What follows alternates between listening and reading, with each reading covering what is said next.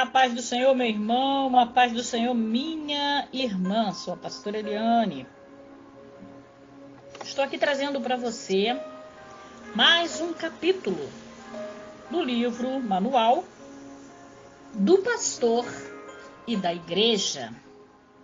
Acompanhe comigo, ali no meu canal no YouTube, você vai ter oportunidade de ter acesso ao livro inteiro, através desses áudios que eu estou colocando um por um, para que você possa ouvir com calma, enquanto faz seus afazeres, enquanto viaja, enquanto descansa, e aprender um pouco mais da palavra de Deus e do manual aí do pastor, da pastora e da Igreja do Senhor.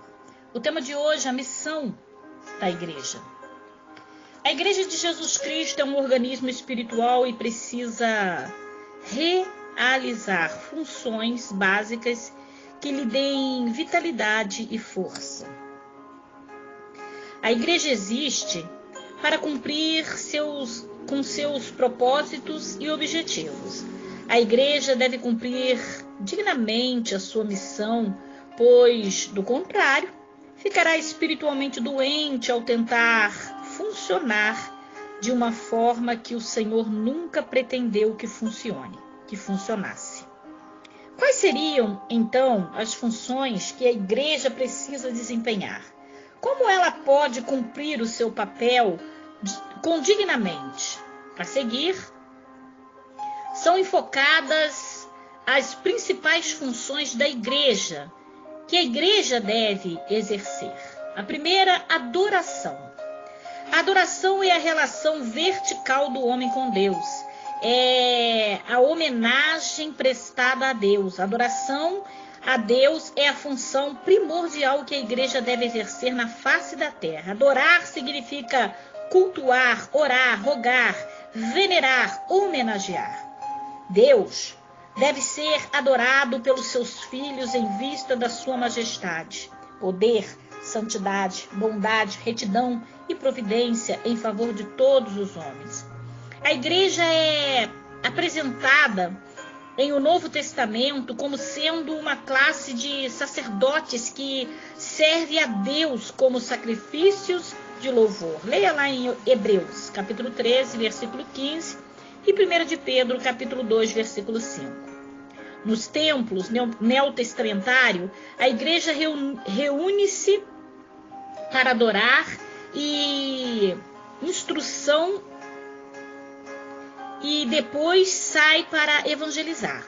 A adoração pode ficar prejudicada se a reunião da igreja passar a ser orientada primeiramente para a interação dos cristãos ou seu culto for inteiramente voltado para evangelismo de incrédulos. Deus procura adoradores que o adorem em espírito e em verdade. A palavra de Deus vai dizer em João, capítulo 4, versículo 23, 24.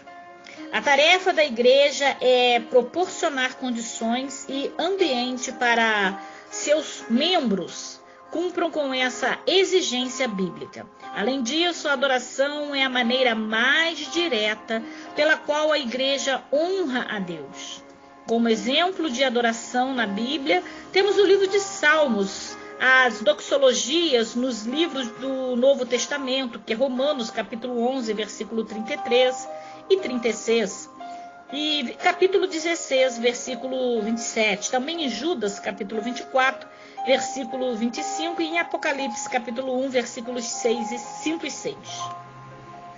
Algumas fórmulas litúrgicas, como Maranata, lá em 1 Coríntios, capítulo 16, versículo 22. Amém, em Romanos, capítulo 1, versículo 25.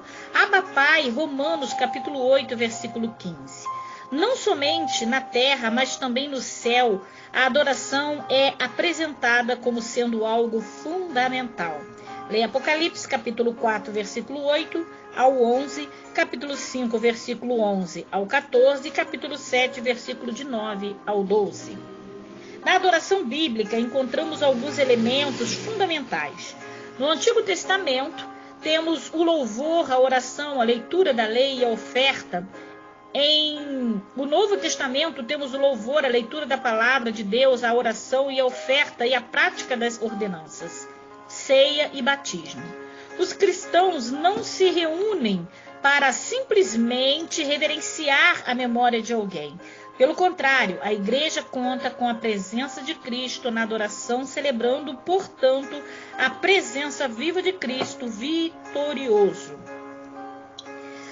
Há ainda a presença do Divino Espírito Santo, o qual dinamiza a adoração, santificando e inspirando a oração e louvor, conduzindo o fiel à verdade divina, capacitando a igreja com dons espirituais e convencendo os incrédulos do pecado, da justiça e do juízo. Veja essas referências no livro de João, capítulo 4, versículo 24, em Filipenses, capítulo 3, versículo 23, em Romanos, capítulo 8, versículo 26 e 27, em Efésios, capítulo 5, versículo 18 e 19, em 1 Coríntios, capítulo 12, versículo 10 e 13, em Romanos, capítulo 12, versículo 4 ao 8, em João, capítulo 16, versículo 8, e em 1 Coríntios, capítulo 14, versículo de 12 ao 16.